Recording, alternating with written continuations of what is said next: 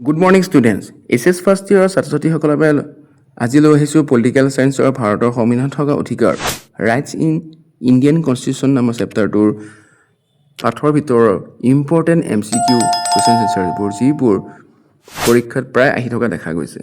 তেন্তে আহা আমি ভিডিঅ'টো আৰম্ভ কৰোঁ। ভাৰতৰ সংবিধানত থকা অধিকাৰবোৰ।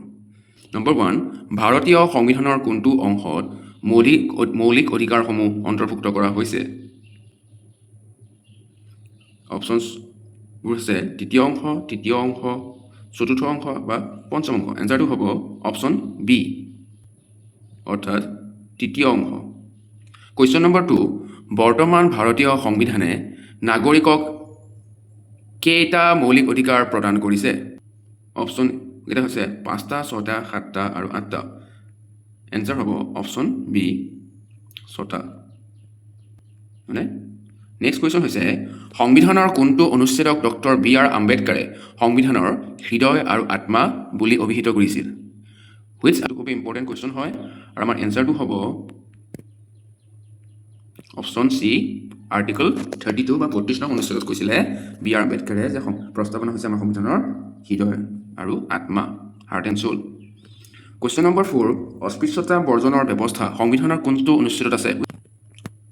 অপশ্যনবোৰ হৈছে আৰ্টিকল 17, আৰ্টিকল 14, আৰ্টিকল 18 আৰু আৰ্টিকল 20। এনচাৰটো হ'ব এনচাৰটো হৈছে এ, অপশ্যন এ, অৰ্থাৎ 17 নং অনুচ্ছেদ বা আৰ্টিকল 17। নেক্সট কুৱেশ্যন, তলৰ কোনটো মৌলিক অধিকাৰ নহয়? অপশ্যন দিয়া আছে। সমতাৰ অধিকাৰ, ৰাইট টু ইকুৱেলিটি, স্বাধীনতাৰ অধিকাৰ, ৰাইট টু ফ্ৰীডম, সম্পত্তিৰ অধিকাৰ, ৰাইট টু প্ৰপাৰ্টি, অথবা ধৰ্মীয় স্বাধীনতাৰ অধিকাৰ, right to freedom of religion. কোনটো হ'ব? অপশ্যন চি, যিটো সম্পত্তিৰ অধিকাৰ আছে সেইটো বৰ্তমান মৌলিক অধিকাৰ নহয়। নেক্সট কুৱেশ্যন, সম্পত্তিৰ অধিকাৰ কি অধিকাৰ? The property is which type of right? ই মৌলিক অধিকাৰ নে আইনগত অধিকাৰ নে দুয়োটাই নে এটাও নহয়? এনচাৰটো হ'ব অপশ্যন বি, ই আইনগত অধিকাৰ, লিগেল ৰাইট। ই আগতে মৌলিক অধিকাৰ আছিলে প্ৰাৰম্ভিক অৱস্থাত, পাছলৈ তাক আঁতৰাই দি বৰ্তমান এক আইনগত অধিকাৰ বা লিগেল ৰাইট হিচাপে ৰখা হৈছে। কুৱেশ্যন নম্বৰ 7, ভাৰতীয় সংবিধানৰ কোনটো অংশত মৌলিক অধিকাৰ সন্নিৱিষ্ট আছে? এনচাৰটো হ'ব আমাৰ অপশ্যন বি, অধ্যায় 3 বা পাৰ্ট 3। কুৱেশ্যন নম্বৰ 8, মৌলিক অধিকাৰসমূহ সংবিধানৰ কোন অনুচ্ছেদৰ পৰা আৰম্ভ হৈছে? ফ্ৰমবোৰ আছে 10, 12, 14, 21। এনচাৰটো হ'ব আৰ্টিকল 12 বা অনুচ্ছেদ 12, অপশ্যন বি। নেক্সট কুৱেশ্যনটো হৈছে ভাৰতীয় সংবিধানত বৰ্তমান কিমানটা মৌলিক অধিকাৰ আছে? আমাৰ অপশ্যনটো কি হ'ব? 5, 6, 7, 8 দিছে, অপশ্যনটো হ'ব বি, অৰ্থাৎ 6। কুৱেশ্যন নম্বৰ 10, সমতাৰ অধিকাৰ কোন অনুচ্ছেদসমূহত উল্লেখ আছে? অপশ্যন এ, অৰ্থাৎ আৰ্টিকলছ 14 to 18, অনুচ্ছেদ 14 পৰা 18লৈ আমাৰ এইটো আমাৰ আছে কি আছে সমতাৰ অধিকাৰটো আছে, সেইটো অন্তৰ্ভুক্ত হৈ আছে। নেক্সট কুৱেশ্যনটো হৈছে স্বাধীনতাৰ অধিকাৰ কোন অনুচ্ছেদসমূহত আছে? Which articles deal with the right to freedom?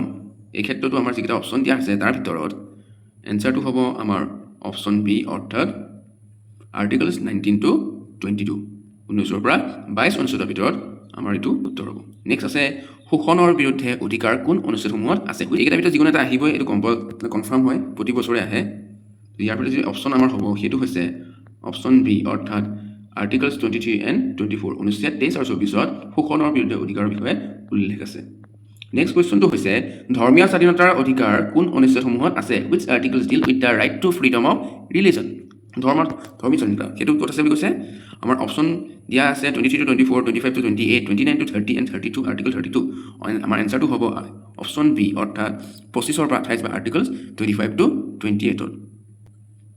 তাৰ পাছত দিছে সাংস্কৃতিক আৰু শিক্ষাৰ অধিকাৰ কোন অনুচ্ছেদসমূহত আছে?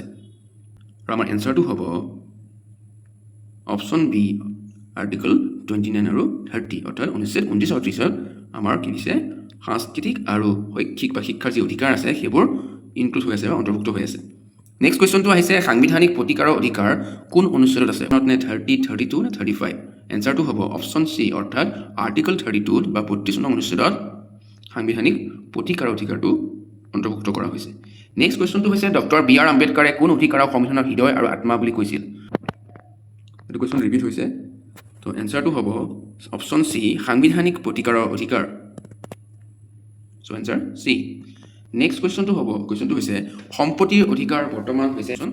চ' অপশ্যনছবিলাক আছে এ, মৌলিক অধিকাৰ ফাণ্ডামেণ্টেল ৰাইট, বি, আইনী অধিকাৰ লিগেল ৰাইট, সৰি এইটো দুটা ডি বুলি আছে থাৰ্ডটো তোমাৰ নৈতিক অধিকাৰ যিটো হয় চি হয় আৰু নেক্সট হৈছে ৰাজনৈতিক অধিকাৰ পলিটিকেল ৰাইট তো এনচাৰটো হ'ব অপশ্যন বি আইনগত বা লিগেল ৰাইট নেক্সট কুৱেশ্যন সম্পত্তিৰ অধিকাৰ মৌলিক অধিকাৰৰ পৰা কোন সংশোধনীৰ জৰিয়তে বাদ দিয়া হৈছিল ছেকেণ্ড 42তম 44তম 52তম বা 61তম তো আমাৰ এনচাৰটো হ'ব অপশ্যন বি অৰ্থাৎ 44তম বা 44th যিটো এমেণ্ডমেণ্ট হৈছিলে তাৰ জৰিয়তে আমাৰ সংবিধানে পৰা কি কৰিছিলে মৌলিক অধিকাৰৰ পৰা সম্পত্তিৰ অধিকাৰটোক বাদ দিয়া হৈছে গতিকে সি বৰ্তমান ই মৌলিক অধিকাৰ নহয় ই কি হয় আইনগত অধিকাৰ নেক্সট কুৱেশ্যনটো অস্পৃশ্যতা বিলোপৰ ব্যৱস্থা কোন অনুচ্ছেদত আছে তো অপশ্যনছবোৰ আছে 15, 16, 17, 18 আৰু আমাৰ এনচাৰটো হ'ব অপশ্যন চি অৰ্থাৎ আৰ্টিকল 17ত অস্পৃশ্যতা বিলুপ্তিকৰণৰ ব্যৱস্থাটো কথা উল্লেখ আছে নেক্সট কুৱেশ্যন উপাধি বিলোপৰ ব্যৱস্থা কোন অনুচ্ছেদত আছে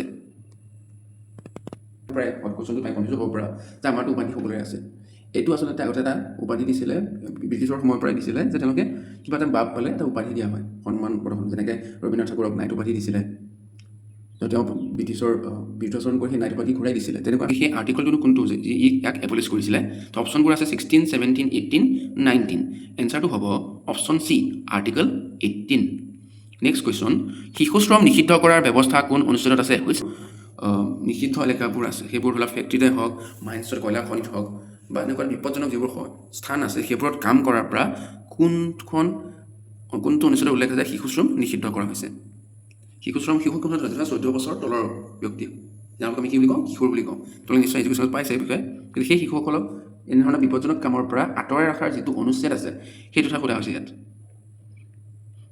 তো অপশ্যনবোৰ হৈছে আৰ্টিকল 23 অৰ্থাৎ অনুচ্ছেদ 23, 24, 25, 26 আৰু আমাৰ এনচাৰটো হ'ব অপশ্যন বি অৰ্থাৎ অনুচ্ছেদ 24 বা আৰ্টিকল 24, 24 তলৰ কোনটো শোষণৰ বিৰুদ্ধে অধিকাৰৰ উদাহৰণ মত প্ৰকাশৰ স্বাধীনতা ফ্ৰীডম অফ স্পীচ 14 বছৰ তলৰ শিশু কাৰখানাত কামত নিয়োগ কৰা নিষিদ্ধ prohibition of employment of children bill' 14 years in factories option C ধৰ্ম পালন কৰা স্বাধীনতা ফ্ৰীডম অফ ৰিলিজন আৰু অপশ্যন ডি ভোটদানৰ অধিকাৰ এই ক্ষেত্ৰত আমাৰ এনচাৰটো হ'ব অপশ্যন বি যোনটো 14 বছৰ তলৰ শিশুক কি কৈছে ফেক্টৰী চেক্টৰীত কাম কৰাৰ পৰা বিৰত ৰখা হৈছে চ' অপশ্যন বি কুৱেশ্যন নম্বৰ 23 সংবিধানৰ কোনটো অনুচ্ছেদ মতে সংৰক্ষণৰ নীতিক সমতাৰ অধিকাৰ খৰ্ব কৰা বুলি গণ্য কৰা নহয় সংৰক্ষণ মানে তোমাৰ ৰিজাৰ্ভেশ্যন আজিকালি ৰিজাৰ্ভেশ্যন চিষ্টেম আছে আমাৰ কাষ্টিমিজিম আছে ST SC সকলে ৰিজাৰ্ভেশ্যন পায় OBC সকলে ৰিজাৰ্ভেশ্যন পায় তেনেকৈ মহিলাসকলৰ কাৰণে বিভিন্ন ক্ষেত্ৰত 33% অৰ্থাৎ 33% ৰিজাৰ্ভেশ্যন দিয়া হৈছে সংৰক্ষণ দিয়া হৈছে এতিয়া সংৰক্ষণৰ সেই নীতিটো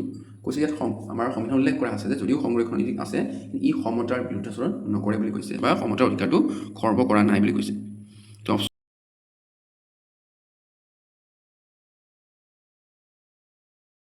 দিছে আৰ্টিকল 16 আছে 16ৰ সাব পইণ্ট কেইটা আমাৰ পৰীক্ষাত আহিব পাৰে গতিকে তোমালোকে মোতে 16 বুলি মনত কৰি দিলে সুবিধা পাবা কাৰণ 16ৰ সাব পইণ্ট কিছুমান আছে 16, 1, 2, 3, 4 এনেকৈ আছে তো অনুচ্ছেদ কোনটোত আছে পাব সেইটো আমাৰ এনচাৰ হৈছে অপশ্যন ডি আৰ্টিকল 16/4 বা আছে নেক্সট কুৱেশ্যন আহিছে আজ্ঞালেখ কোনে জাৰি কৰে হু কেন ইছ্যু ৰিটছ উচ্চ ন্যায়ালয় কৰে নে উচ্চতম ন্যায়ালয় কৰে নে দুয়োটাই কৰে নে এটাও নকৰে অৰ্থাৎ হাই কোৰ্ট সুপ্ৰিম কোৰ্ট অৰ বোথ অৰ নান এই ক্ষেত্ৰত তো আমাৰ এনচাৰটো হ'ব অপশ্যন চি উচ্চ আৰু উচ্চতম ন্যায়ালয় দুয়োটাই বোথ দুয়োখনে দুয়ো ন্যায়ালয়ে কি কৰিব পাৰে কিছুমান ৰিট প্ৰয়োগ কৰিব পাৰে বা আজ্ঞালেখ জাৰি কৰিব পাৰে এইবোৰ কিছুমান নিৰ্দেশাৱলী বা আদেশ পত্ৰ বুলি ক'ব পৰা যিবোৰৰ জৰিয়তে উচ্চ আৰু উচ্চতম ন্যায়ালয়ে কিছুমান নিৰ্দেশনা জাৰি কৰে বিভিন্ন সময়ত তো কুৱেশ্যন নম্বৰ 25 অবৈধভাৱে আটক কৰা ব্যক্তিক মুক্ত কৰাৰ বাবে জাৰি কৰা আজ্ঞালেখখন কি পৰমানিদেশ মেণ্ডামাছ বুলি কয় ইংলিছত বি বন্দী প্ৰত্যক্ষীকৰণ হেবিয়াছ কৰ্পাছ চি অধিকাৰৰ পৃষ্ঠা কিউ ৱাৰেণ্টো আৰু ডি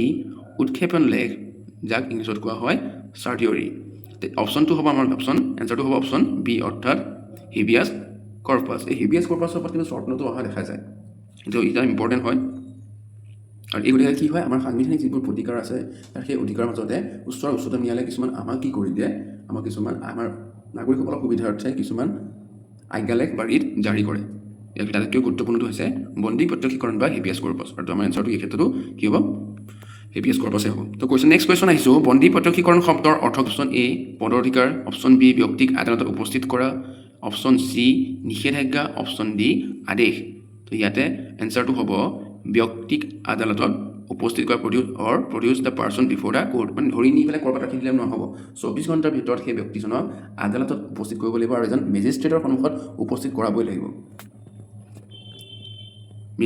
নেক্সট কুৱেশ্যন, তলৰ কোনটো আজ্ঞালেখে চৰকাৰী বিষয়াক আইনগত কৰ্তব্য পালন কৰিবলৈ নিৰ্দেশ দিয়ে? বোৰ হৈছে বন্দী প্ৰত্যক্ষীকৰণ, হেপিয়াছ কৰ্পাছ, অপশ্যন বি পৰমাধিদেশ মেণ্ডামাছ, অপশ্যন চি অধিকাৰৰ পৃষ্ঠা কিউ ৱাৰেণ্ট নে অপশ্যন ডি নিষেধাজ্ঞা। আমাৰ এনচাৰটো হ'ব অপশ্যন বি, সেইটো যিটো আমি কৈছোঁ পৰমাধিদেশ মেণ্ডামাছ। মেণ্ডামাছ এনেকুৱা এটা ব্যৱস্থাপনা য'ত আদালতে কোনো যদি চৰকাৰী বিষয়াই নিজৰ কৰ্তব্যত গাফিলতি কৰে, নিজৰ কৰ্তব্য নকৰে, তেন্তে তেওঁ নিজৰ কৰ্তব্য কৰাৰ কাৰণে বাধ্য কৰাব পৰা যায়। নেক্সট কুৱেশ্যন 28, নিষেধাজ্ঞা আজ্ঞালেখৰ উদ্দেশ্য কি? আৰু আমাৰ অপশ্যনবোৰ দিয়া হৈছে অবৈধভাৱে আটক কৰা ব্যক্তিক মুক্ত কৰা, অপশ্যন বি নিম্ন আদালতত নিজৰ ক্ষমতাৰ বাহিৰত কাম কৰাক বাধা দিয়া, অপশ্যন চি পদৰ অধিকাৰ পৰীক্ষা কৰা, অপশ্যন ডি চৰকাৰী বিষয়াক কৰ্তব্য পালন কৰিবলৈ নিৰ্দেশ দিয়া। আৰু আমাৰ এনচাৰটো হ'ব অপশ্যন বি, অৰ্থাৎ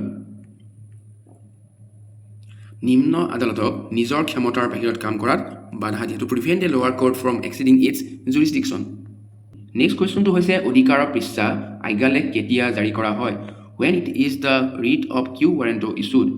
অপশ্যন এ অবৈধভাৱে আটক হ'লে, অপশ্যন বি চৰকাৰী কৰ্তব্য পালন নকৰিলে, অপশ্যন চি কোনো ব্যক্তিয়ে কোনো ৰাজহুৱা পদ আইনসংগতভাৱে দখল কৰিছেনে নাই সেয়া পৰীক্ষা কৰিবলৈ, নে অপশ্যন ডি নিম্ন আদালতৰ আদেশ বাতিল কৰিবলৈ।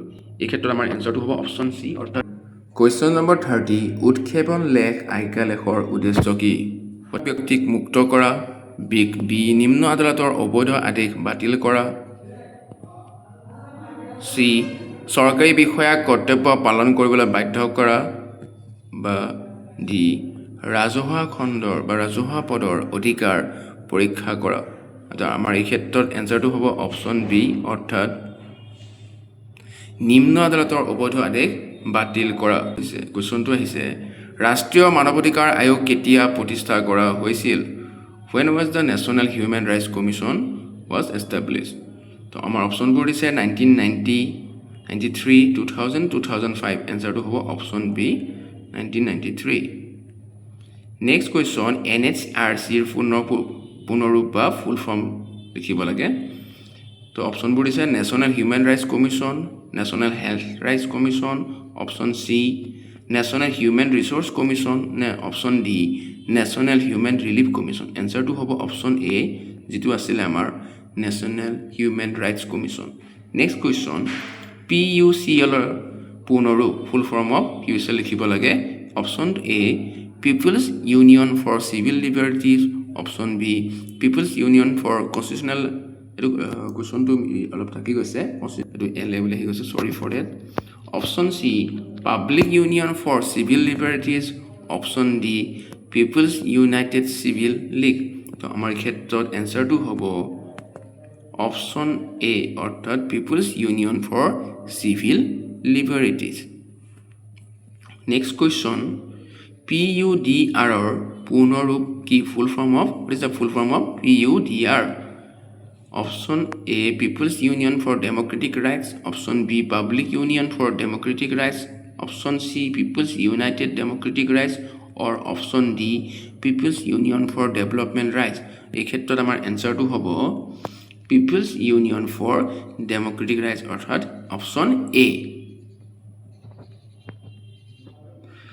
কুৱেশ্যন নম্বৰ 35, ৰাষ্ট্ৰীয় মানৱ অধিকাৰ আয়োগৰ অধ্যক্ষ কোন? Chairperson of the national human rights commission কোন হয়? তো অপশ্যনবোৰ দিছে ভাৰতৰ ৰাষ্ট্ৰপতি, president of India, chief justice of India, ভাৰতৰ মুখ্য ন্যায়াধীশ, অপশ্যন চি উচ্চতম ন্যায়ালয়ৰ অৱসৰপ্ৰাপ্ত মুখ্য ন্যায়াধীশ, former chief justice of the supreme court, option D ৰাজ্যপাল বা গভৰ্ণৰ। আমাৰ এনচাৰটো হ'ব এনচাৰ চি, অৰ্থাৎ উচ্চতম ন্যায়ালয়ৰ যিকোনো এগৰাকী অৱসৰপ্ৰাপ্ত মুখ্য ন্যায়াধীশক কি কৰা হয়? ৰাষ্ট্ৰীয় মানৱ অধিকাৰ আয়োগৰ অধ্যক্ষ হিচাপে বা চেয়াৰপাৰ্চন হিচাপে নিযুক্তি দিয়া হয়। নেক্সট কুৱেশ্যন হৈছে তলৰ কোনটো ৰাষ্ট্ৰীয় মানৱ অধিকাৰ আয়োগৰ কাৰ্য? অপশ্যন এ কাৰাগাৰ পৰিদৰ্শন কৰা, ভিজিটিং প্ৰিজনছ, অপশ্যন বি মানৱ অধিকাৰ উলংঘনৰ অভিযোগ তদন্ত কৰা, inquiring into human rights violation, option C মানৱ অধিকাৰৰ গৱেষণা উৎসাহিত কৰা, promoting research on human rights, or option D ওপৰৰ সকলোবোৰ। এনচাৰ হ'ব ওপৰৰ সকলোবোৰ, অপশ্যন ডি। কুৱেশ্যন নম্বৰ 37 ৰাষ্ট্ৰীয় মানৱাধিকাৰ আয়োগৰ কাৰ্যৰ কোনটো ক্ষমতা নাই? এ তদন্ত কৰা, বি চৰকাৰক পৰামৰ্শ দিয়া, অপশ্যন চি নিজে শাস্তি প্ৰদান কৰা, নে ডি কাৰাগাৰ পৰিদৰ্শন কৰা। যদি ইয়াত মন কৰা ইয়াত এনচাৰটো আমাৰ কি হ'ব? Option C. নিজে শাস্তি প্ৰদান কৰিব নোৱাৰে, কমিশ্যনে ভিজিট কৰিব পাৰে, চৰকাৰে এখন যিহেতু এখন আয়োগ হয়, তেওঁলোকে চৰকাৰক পৰামৰ্শও দিব পাৰে, হয়নে নহয়? তেওঁলোকে তদন্ত কৰিব পাৰে। কিবা কোনোবা ব্যক্তি যদি কয় যে মোৰ মানৱ অধিকাৰ ভংগ হৈছে বা মই সেই অধিকাৰৰ পৰা বঞ্চিত হৈছোঁ, তেওঁলোকে সেইটো সন্দৰ্ভত তদন্ত কৰিব পাৰে, চৰকাৰক পৰামৰ্শ দিব পাৰে, কিন্তু নিজে শাস্তি প্ৰদান কৰিব নোৱাৰে। তাৰ বাহিৰে তেওঁলোকে কাৰাগাৰো পৰিদৰ্শন কৰে। ঠিক আছে, গতিকে আমাৰ এনচাৰটো অপশ্যন চি। নেক্সট কুৱেশ্যন হৈছে ৰাষ্ট্ৰৰ নিৰ্দেশাত্মক নীতিৰ মূল উদ্দেশ্য। এ ৰাজনৈতিক অধিকাৰ প্ৰদান কৰা, বি জনসাধাৰণৰ কল্যাণ সাধন কৰা, অপশ্যন চি নিৰ্বাচন অনুষ্ঠিত কৰা, অপশ্যন ডি কৰ সংগ্ৰহ কৰা। এনচাৰটো হ'ব অপশ্যন বি, অৰ্থাৎ যিটো আছে আমাৰ জনসাধাৰণৰ কল্যাণ সাধন কৰা, to promote the welfare of the people, এইটোৱে হৈছে আমাৰ এনচাৰ। নেক্সট কুৱেশ্যন ৰাষ্ট্ৰৰ নিৰ্দেশাত্মক নীতিৰ লক্ষ্য তলৰ কোন? সামাজিক, অৰ্থনৈতিক আৰু ৰাজনৈতিক ন্যায় প্ৰতিষ্ঠা কৰা, establish social, economic and political justice, option B কেৱল সামৰিক শক্তি বৃদ্ধি কৰা, increase military strength only, option C কৰ বৃদ্ধি কৰা, অপশ্যন ডি নিৰ্বাচন অনুষ্ঠিত কৰা। এই ক্ষেত্ৰত এনচাৰটো হ'ব অপশ্যন এ, অৰ্থাৎ সামাজিক, অৰ্থনৈতিক আৰু ৰাজনৈতিক ন্যায় প্ৰতিষ্ঠা কৰা, establish social, economic and political justice. Next question number 40 তলৰ কোনটো ৰাষ্ট্ৰৰ নিৰ্দেশাত্মক নীতিৰ অন্তৰ্গত? সমান কামৰ বাবে সমান মজুৰি, বি ভোটাধিকাৰ, চি মত প্ৰকাশৰ স্বাধীনতা, নে জীৱনৰ অধিকাৰ। এই ক্ষেত্ৰত এনচাৰটো আমাৰ হ'ব অপশ্যন এ, সমান কামৰ বাবে সমান মজুৰি, ইকুৱেল পে ফৰ ইকুৱেল ৱৰ্কটো হৈছে আমাৰ ৰাষ্ট্ৰ নিৰ্দেশাত্মক নীতিৰ অন্তৰ্গত এটা নীতি। কাৰণ বাকী তিনিটা আমাৰ কি হয়? বাকী তিনিটা হৈছে আমাৰ নিজৰ নিজৰ অধিকাৰ, এইবোৰ আমাৰ মৌলিক অধিকাৰত পৰে, কিন্তু প্ৰথমটো আমাৰ সমান কামৰ কাৰণে সমান মজুৰি ভাৰতৰ যিবোৰ ৰাষ্ট্ৰ নিৰ্দেশাত্মক নীতি আছে তাত অন্তৰ্ভুক্ত আছে। সমান কামৰ সমান মজুৰি মানে এইটো কি হয়? জাতি, ধৰ্ম, ভাষা, বৰ্ণ নিৰ্বিশেষে সকলো ব্যক্তি, যি ধৰ্ম হওক, যি জাতি নহওক কিয়, যি ভাষাই নকওক কেলেই, তেওঁ পুৰুষ হওক মহিলা হওক, একে কামৰ কাৰণে তেওঁ একে মজুৰি, একে দৰমহা বা কামৰ মজুৰিটো লাভ কৰিব। উদাহৰণস্বৰূপে শিক্ষকতা যিসকল চৰকাৰী শিক্ষক আছে, তেওঁলোকে বা বিভিন্ন বিভাগত চাকৰি কৰে, একে সময়তে একেদিনাখন জইন কৰা সকলে একে দৰমহা লাভ পায়, একে দৰমহা। নেক্সট কুৱেশ্যন শিশুৰ বাবে বিনামূলীয়া আৰু বাধ্যতামূলক শিক্ষাৰ ব্যৱস্থা কোনটোৰ অন্তৰ্গত? অপশ্যনছ হৈছে মৌলিক কৰ্তব্য, ৰাষ্ট্ৰৰ নিৰ্দেশাত্মক নীতি, মৌলিক অধিকাৰ, নে সাংবিধানিক সংসদে। এনচাৰটো হ'ব অপশ্যন বি, অৰ্থাৎ ৰাষ্ট্ৰৰ নিৰ্দেশাত্মক নীতিত পৰে directive principles of state policy. Next কুৱেশ্যনটো হৈছে তলৰ কোনটো ৰাষ্ট্ৰৰ নিৰ্দেশাত্মক নীতিৰ উদাহৰণ? মদ্যপান নিষিদ্ধকৰণ, prohibition of intoxicating drinks, B সমতাৰ অধিকাৰ, right to equality, option C ধৰ্মীয় স্বাধীনতা, freedom of religion, option D সাংবিধানিক প্ৰতিকাৰ অধিকাৰ, ৰাইট টু কনষ্টিটিউচনেল ৰিমেডিজ। অপশ্যনটো আমাৰ এনচাৰটো হ'ব অপশ্যন এ, মদ খোৱাৰ পৰা যিটো আঁতৰাই ৰখাৰ যি প্ৰচেষ্টা কৰে বা মদ্যপান নিষিদ্ধকৰণ, প্ৰহিবিশ্যন অফ ইনটক্সিকেটিং ড্ৰিংকছ, সেইটো হৈছে আমাৰ ৰাষ্ট্ৰৰ নিৰ্দেশাত্মক নীতিৰ অন্তৰ্গত এটা পলিচি। যিহেতু ই এটা বেয়া কাম, গতিকে তাক আঁতৰাই ৰখাৰ কাৰণে তেওঁলোকে নিৰ্দেশ দিয়ে, কিন্তু ই এটা আইন নহয়, গতিকে কৰিব লাগিব বুলি বাধ্য কৰাব নোৱাৰে।